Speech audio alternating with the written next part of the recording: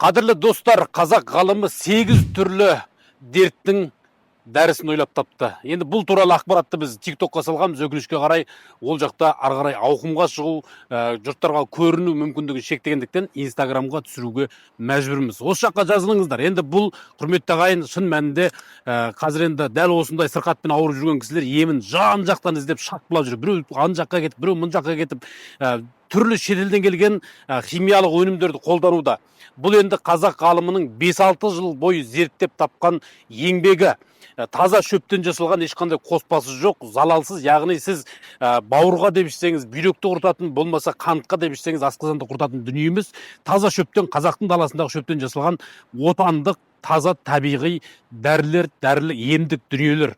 Сонда құрметті ағайын, осындай бір сырқатпенен мазаланып жүрген, осындай сырқатпенен бір арпалысып жүрген таныс білістеріңіз болса, сол кісілерге осы видеоны жіберіңіздер, барынша осы Инстаграм парақшасына жазылыңыздар. Біз сіздерге барлық жеткізу, қолдарыңызға тию және қалай қолдану деген ақпараттың барлығын береміз. Осы жаққа жазыла беріңіздер, бөлісіңіздер және осындай сырқатта жүрген, осындай дертпен күресіп жүрген таныстарыңызды астына белгілеп кетіңіздер.